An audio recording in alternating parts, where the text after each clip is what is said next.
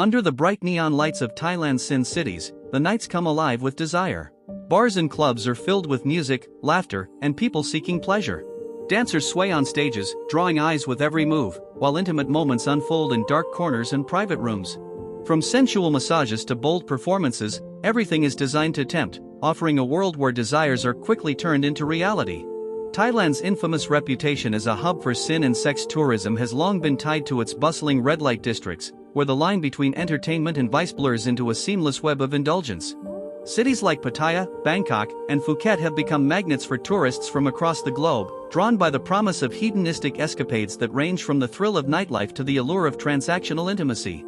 Beneath the shimmering lights and pulsating music, however, lies a much darker and more complex reality, a world built on exploitation, poverty, and moral ambiguity. The rise of Thailand's red light culture can be traced back decades, to a time when the Vietnam War brought an influx of foreign soldiers seeking rest and recreation. Over time, what began as a network of bars and clubs catering to servicemen expanded into an intricate, multi-billion-dollar sex industry. Today, areas like Pattaya's Walking Street, Bangkok's Soy Cowboy, and Patpong are synonymous with a lifestyle that combines sexual freedom with commercialized desire. Walking through these districts is like stepping into another world. As dusk settles, neon signs advertising go-go bars and Thai massages begin to light up, casting a fluorescent glow over the crowded streets. The air is thick with the smell of street food mingling with perfume, and the soundscape is dominated by thumping music, laughter, and the occasional shout of a street vendor. Tourists from all walks of life, single men, groups of friends, couples, and even curious onlookers flock to these areas, their eyes wide with anticipation. Every corner of these districts caters to pleasure.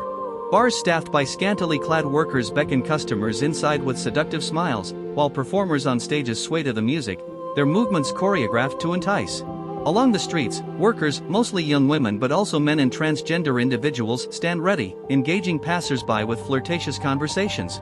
For a price, everything is negotiable, from companionship for a drink to an entire night of intimacy.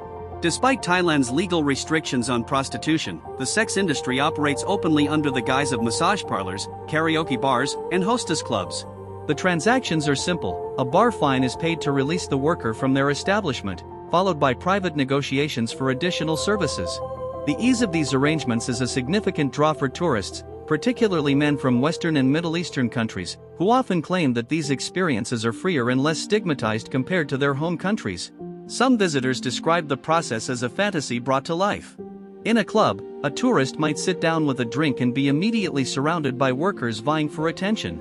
They talk, laugh, and create a sense of personal connection, even if only for the night. With prices that range widely depending on the location and type of service, the industry caters to all economic levels, from backpackers to wealthy businessmen. Beyond the red light districts, entire networks of agencies and websites facilitate these encounters. Escorts advertise their services online, promising discretion and luxury for those who prefer a more private arrangement. In popular tourist destinations, the culture of casual transactions has become so normalized that even high-end resorts may offer implicit connections to these services. While the surface of this industry dazzles with promises of fun and freedom, the underlying reality is far grimmer. Most sex workers come from impoverished rural areas, particularly in Thailand's northeast provinces. For many, this work is a means of survival, driven by a lack of economic opportunity and the burden of supporting extended families. Some enter the trade willingly, while others are coerced or trafficked, their lives controlled by debt bondage or manipulative employers.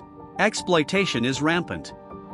Workers often face unsafe conditions, including physical violence, harassment, and exposure to sexually transmitted diseases. Addiction to drugs or alcohol is common, used as a coping mechanism to endure the harsh realities of the trade. Although some sex workers manage to earn enough to improve their circumstances, many remain trapped in a cycle of poverty and abuse, unable to escape the industry. Moreover, the normalization of transactional intimacy in these districts perpetuates harmful stereotypes and reinforces the commodification of human bodies. While some tourists justify their actions by claiming that their money supports the workers and their families, this rationale often ignores the systemic issues that force individuals into these roles in the first place. The international allure of Thailand's sex industry is undeniable. It is marketed, both explicitly and implicitly, as a destination for uninhibited pleasure. Travel forums and blogs are rife with tips for navigating the red light districts, while travel agencies discreetly offer packages that cater to those seeking more than just beaches and temples.